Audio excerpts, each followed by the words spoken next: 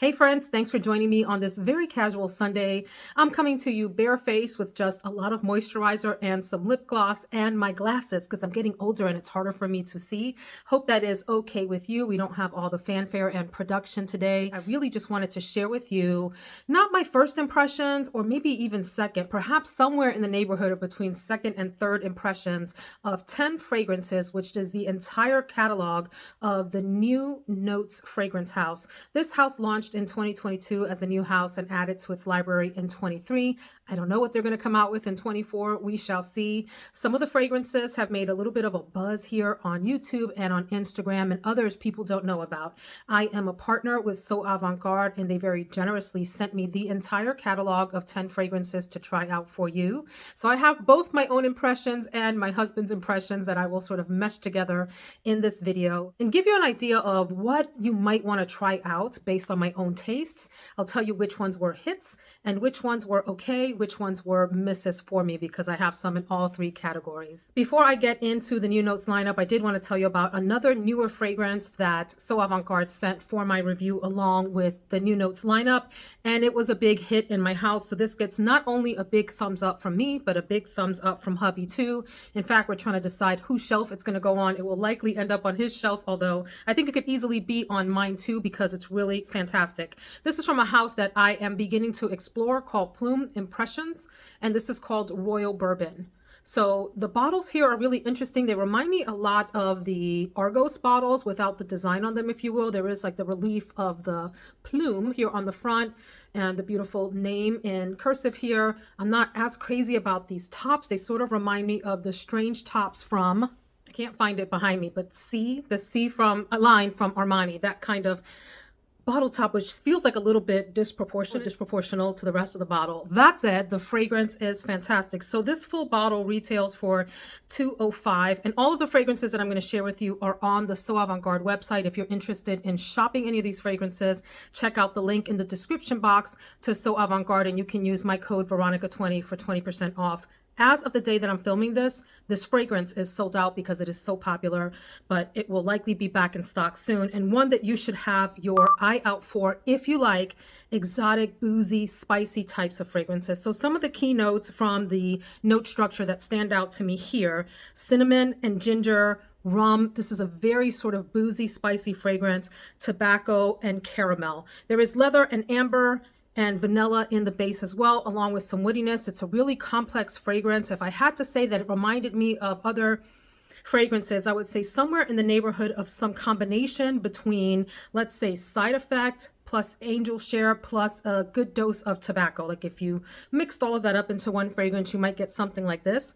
Smells fantastic on my husband, really intoxicating on him. And I think the spiciness comes out on him, spicy woodiness really shows up on his skin really well.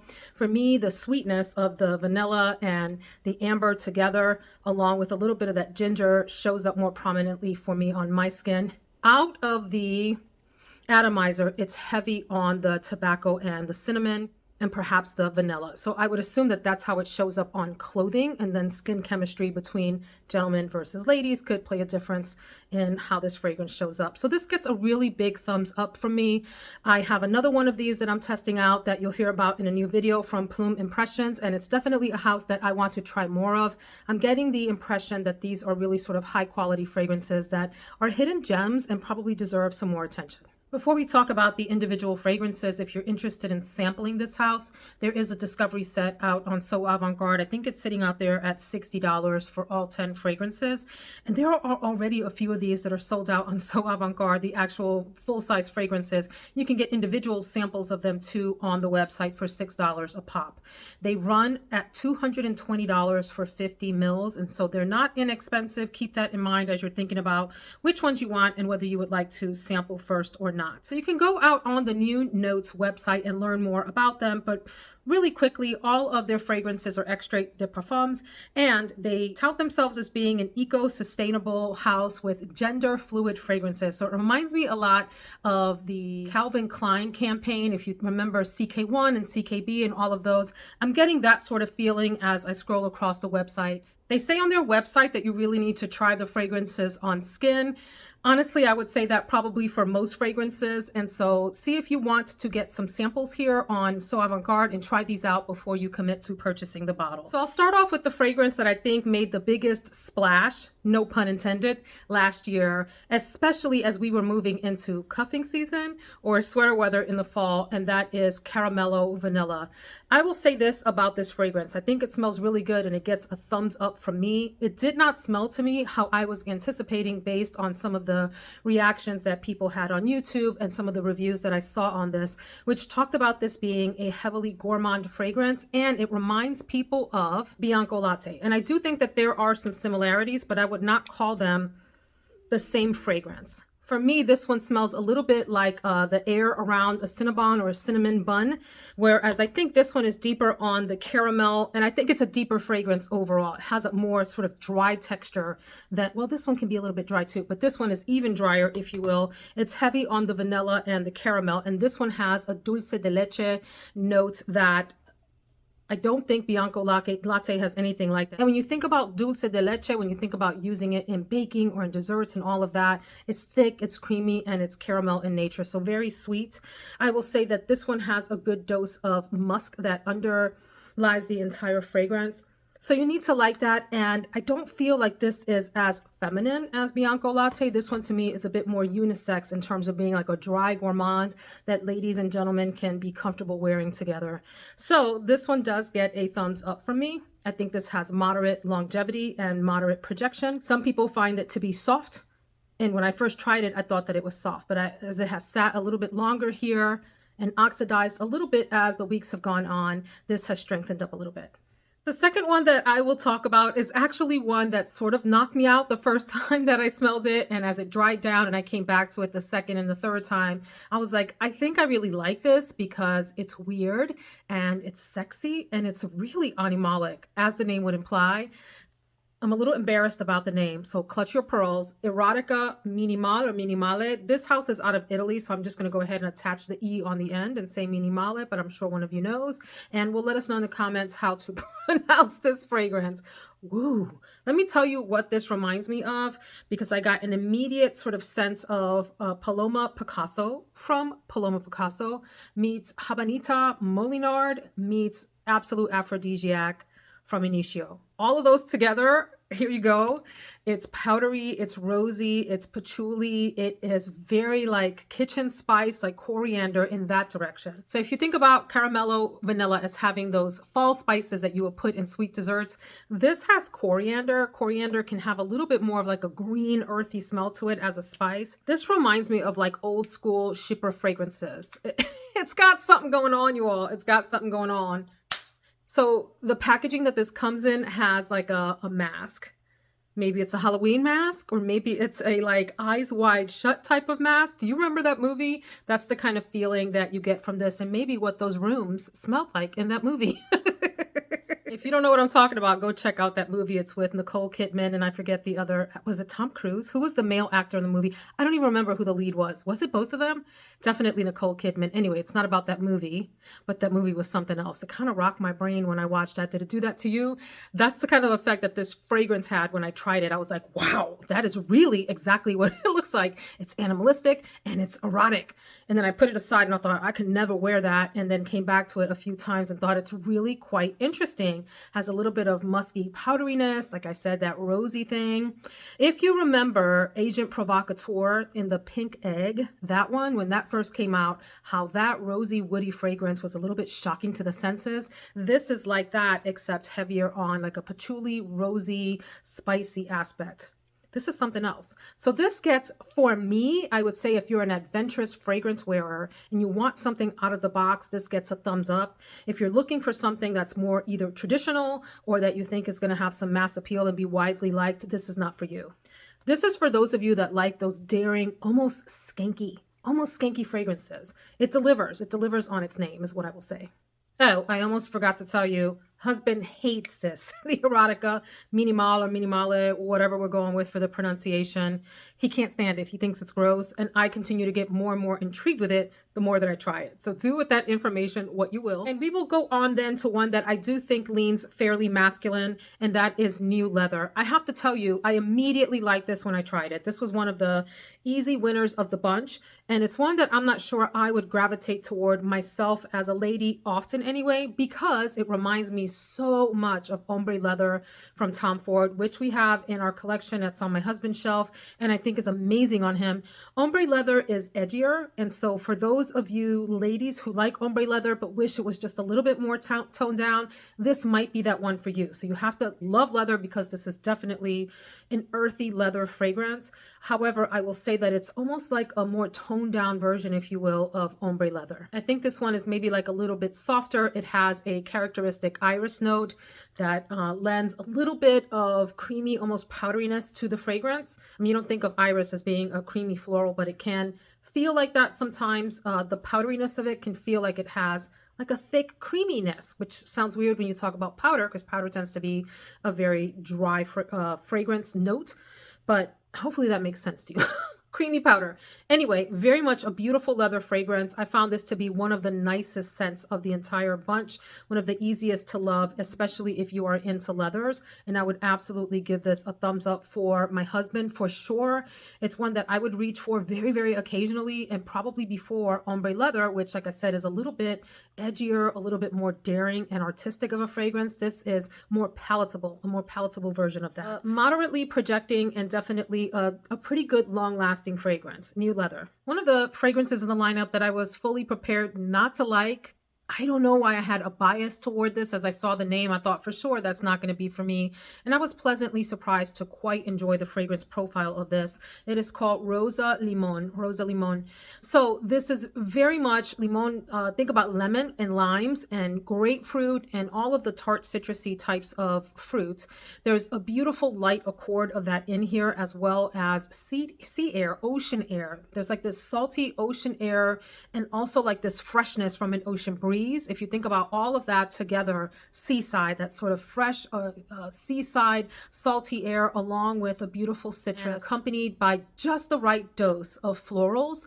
This is light and bright and evocative and memory provoking. It really transports me seaside on a somewhat cool spring or early summer evening, smelling the air as the sun's going down, and you have your own fragrance on, which maybe is floral and it's faded throughout the day, but there's like wafts of it left, along with citrus in the air. This is really refreshing and zesty and light, and just like an easygoing late spring summer fragrance. So for those of you that have tried Oud Maracuja from Tom Ford, by the way, that is back in production. Surprise, surprise. That's out.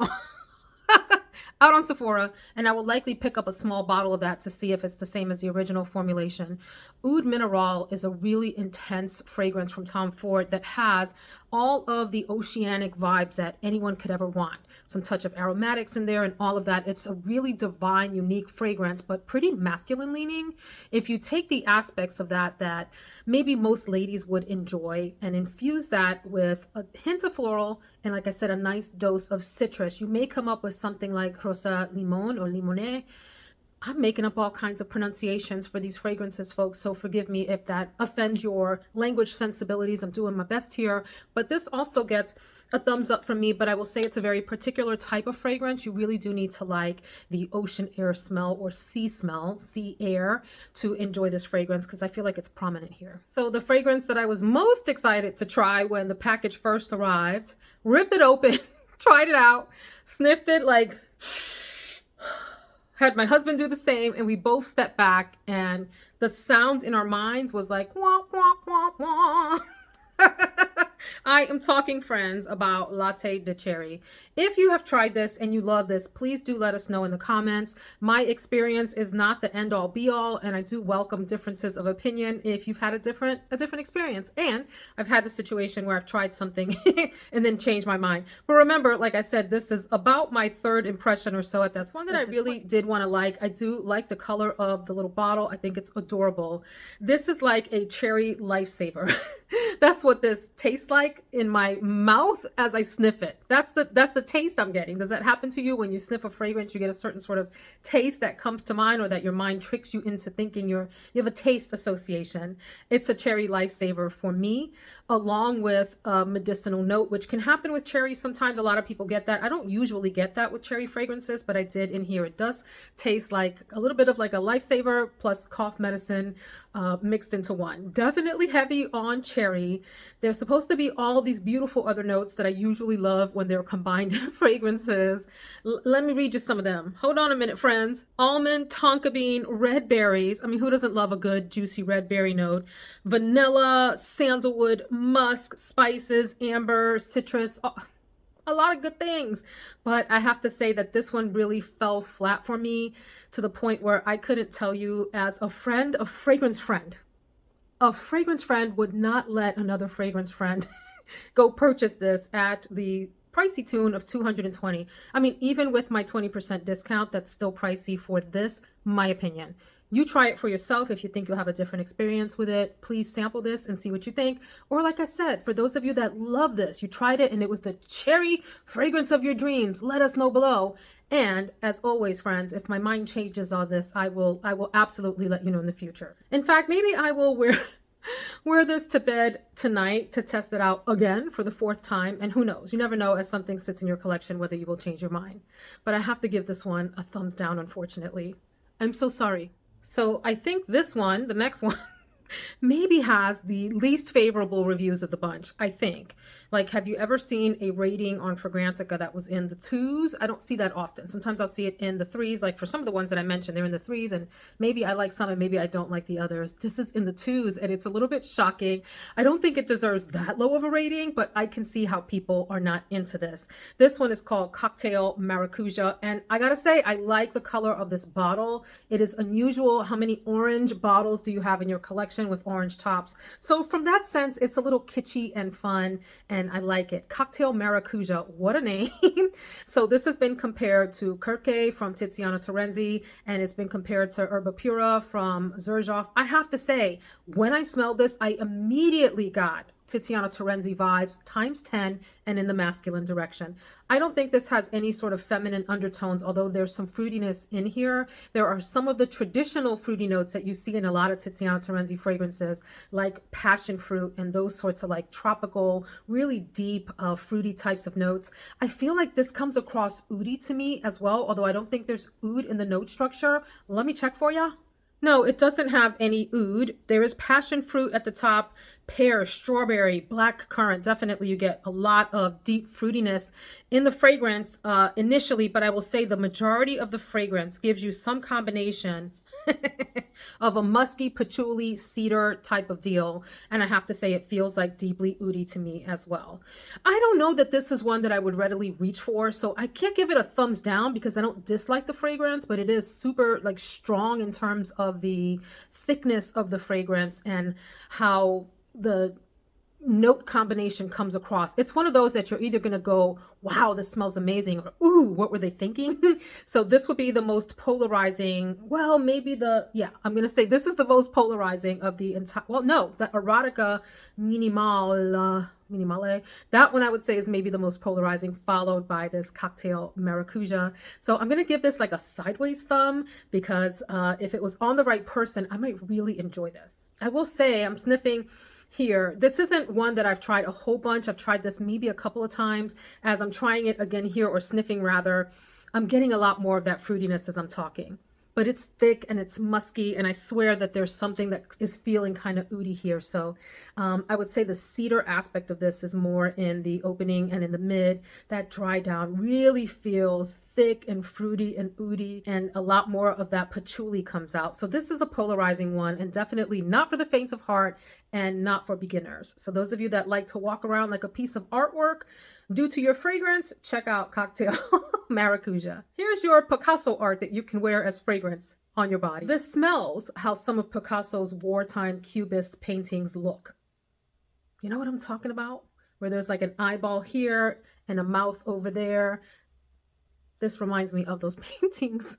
For me, one of the sleepers of the entire line, and I have done full wear of this, and so I can speak to it specifically, is Musk Complexity. So I like that the bottle has a little bit of slight reflectiveness on it in rainbow form. That's kind of like a cool, subtle touch. And for me, it tells you a little bit about why this fragrance is a little bit more special, perhaps, than the last one that I just talked about, which is that Picasso art. This one is more subtle, and it's like an impressionist painting of a combination of the smell that you get from lemon heads. Remember that candy? Once it starts to melt in your mouth, because it's really tart at the beginning, and the more they melt in your mouth, the sweetness of the lemon heads starts to come through, along with maybe like the powderiness from Smarties candy, the little discs. Remember that? Neckos, all of those kinds of candies that have a little bit of powderiness and sweetness to them. There's citrus, other citruses here, and there's a touch of this beautiful floral nuance sitting on a very light layer of ethereal musk. I'm intrigued by this fragrance. I felt like it didn't go on as long when I wore it as I would have wanted it to, and I'm not sure if that's because I just became anosmic to it. I didn't have anyone to test that with, but let me go on Fragrantica and see what are people saying about the longevity so I can at least give you that. Well, this is interesting, and why it's important to have other people smell the thing on you and not just go off of your own first impressions. According to Fragrantica, which granted doesn't have a whole lot of votes on it, this is moderate to enormous sillage, meaning it projects off of you far, and moderate to eternal longevity. So maybe I just did become anosmic to it a little bit. I know when I first sprayed it on, my husband was home working with me and he enjoyed the fragrance on me. He thought it smelled quite pleasant. I wouldn't call this a sexy fragrance, sensual, attention getting, anything like that. It really, to me, feels like a really soft impressionist painting with those really muted colors in a very pretty way. So what stands out to me here is a heaping dose of sweet citrus. So I talked about this fragrance as having like traditional citrus that's a little bit more tart, like your lemon and your grapefruit and those. This has like almost like a sweetened lemonade type of really soft, subtle scent to it, along with pretty florals and, like I said, that light, powdery, ethereal musk. This is a neat fragrance. It's one that I would definitely wear again. I think it's a little bit overpriced for what it is, if I'm fair. My own personal judgment, which is arbitrary, is maybe half price of that would be fantastic. But if you don't mind the price and you like what I just described to you, this is definitely a lovely fragrance. So thumbs up on Musk Complexity. I don't think it is complex, but I can understand why in a subtle way there is some complexity between those sweet citruses and the beautiful light florals and the musk that create the complexity of the fragrance. There you go. Then perhaps one of the most interesting of the bunch that is either going to smell like bathroom spray or it's going to smell amazing to you. You're in one camp or the other. And that happens sometimes with fragrances. Y'all, I'm just being upfront with y'all as I always am. This one is Queen of the Sea. I keep coming back to sniff this, and my husband has too. We have had these sitting out on a counter for a while now. We keep spritzing them, playing with them, figuring out what we think of them. And this is one that I find to be probably the most intriguing of the bunch, maybe even more so than that Erotica one, which after you figure out that that one smells animalic, like you've cracked the code, you get it, right? This one is one that you keep sniffing to think, do I love this, like this, or hate this? And I'm not sure. Right now, I am somewhere between the like to maybe kind of sort of leaning into the love direction. And I think it's probably because this evokes for me memories of a fragrance that I loved in the late 80s, early 90s. I don't remember the exact year that it came out, from Victoria's Secret, called Body. Do you remember that? That was an intoxicating fragrance. Yes, it smelled synthetic and designer and all that stuff, but I don't care. I really liked it and I wore the heck out of that. I wore bottle after bottle after bottle of that, and I can't find that smell anywhere among my fragrances now, and I miss it. This reminds me of that fragrance, except infused with some of that sea air. I love some of the reviews for this on Fragrantica. One person talked about this smelling like a sea siren, like that combination of sea and sand and salt and solar and all of that together. I really, really think this is worth getting your nose on. Love the name of it, Queen of the Sea. This one for me was moderately lasting and projecting, and I don't know, just this great combination of really subtle citrus with saltiness, with like this sexy female sensuality, plus the sea air. This was one of the most interesting. Like I said, some of y'all are going to sniff this and you're going to be like, Veronica, that smells like Febreze. Okay, I get it. Not everyone is going to love it. I'm not here to convince you to love all the fragrances. I'm here to give you my honest point of view of my experience with them. And this is one that I continue to want to sniff every single time I came by and I was looking at them all because they all look the same, right? So you got to look at the bottle to see what it is you're sniffing. And I kept looking, where's that Queen of the Sea? I want to smell that again. So from that perspective, this is a winner for me and one that I will continue to test out here, especially as we go deeper into spring and into summer season. Very intriguing. One of the most fun fragrances that I tried of the lineup, and I think some of you like this too. A few of you, I think, have commented about this in my other videos. Like, try this one, Osmanto Shock. So I won't bother talking to you about specific notes because I think overall this is like a sweet, citrusy, woody fragrance. Actually, let me say that a different way because I mean, for me, this is citrus forward. So let's say it's citrus with some sweetness and definitely a heaping dose of woodiness. It gives me sort of like a Chance Eau Fresh, that vibe, the green bottle, the EDT version from Chanel, without whatever is in the Chance lineup DNA that people tend to not like. So with that line, people either love it or there's something about the DNA in there that just makes people a little bit nauseous. If you take away whatever that like nauseous tone is, you might get this. And that way this is simple, but I think that this would be a fairly commanding, like people would want to sniff you and follow your scent trail if you wore this, particularly in the spring and summer, maybe even into early fall. There's something about a sweet citrus, I keep saying that, but a citrus with some sweetness, with the woodiness combined, that people are attracted to. It's like a magnetic fragrance. It's easy to love, mass appealing in that way. So this is one I would definitely say to try out as well. It's the opening of this fragrance that I find the most captivating, and it probably lingers for a good maybe like hour, and then it sort of shifts into something a little bit more subtle in the sweet woody combination. But that first hour or so, the way that the citrus projects off of you, I think would be really pleasant for other people to smell. One of those where folks would go, what is it that you're wearing that smells lovely? And just be really nice, like a nice, easygoing fragrance for spring and summer. Osmanto Shock. Okay, we are on the final fragrance, and then I will give you like my top picks from the house at the end. My own impressions, of course, I would encourage you to try on your own. This one is for my powder fragrance lovers. I went through I went through a phase where I really loved powdery fragrances. The issue is no one else in my house likes powdery fragrances, so I have to wear them pretty sparingly. And I tend to like powdery fragrances that have a lot of other accompanying accords that are just as strong as the powder. This one I think is very much a heavily powder fragrance, powder forward fragrance, and not in like a choking way. Sometimes powder fragrances give you that like dry throat feeling. I don't get that from this. I think this is a really pleasant powder fragrance, and it's aptly named Talco, right? Talc. And so prominent here are a talc type of note, so think baby powder, along with a muskiness and iris. Those are the three dominant sort of notes and or accords in the fragrance. I think it does it well. For me, this is more of like a bedtime, soft hanging around the house in your pajamas type of scent than it would be a going out scent. However, who am I to say? People enjoy fragrances in whatever way they want. And if you are the type of person that enjoys a powdery fragrance as your everyday scent, this is one that I would say check out.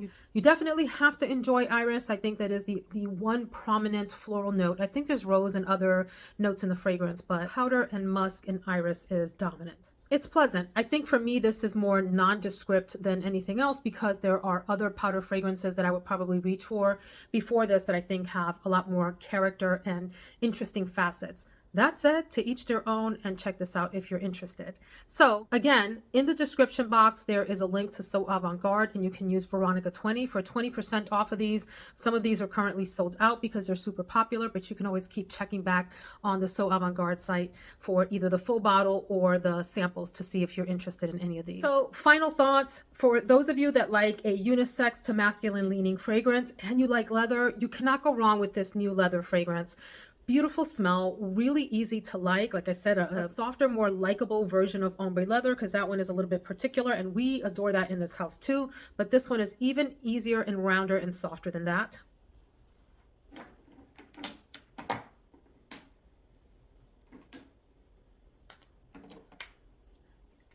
And then for me, my top picks, and I won't describe these to you again because I went in depth with them. The Rosa Limone, which I look forward to wearing here in the spring. Musk Complexity, which I'd like to get to know even more and try as the weather warms up to see how it performs in the heat. And then the intriguing and slightly mysterious One that I just can't quite figure out, but I keep coming back to it, is Queen of the Sea, which, by the way, my husband really, really liked also. I think he liked all the three that I mentioned here. So I hope that that was helpful. Let me know, have you tried any of the new Notes fragrances? And if so, which ones did you like? Which ones did you not think were full bottle worthy? Just let us know in the comments so our friends here out in YouTube, Fragcom, can give some thought to whether this is a house they might want to explore or try out. Thanks so much for joining me on this No Makeup Sunday, and I will see you in the next video, friends. Take care.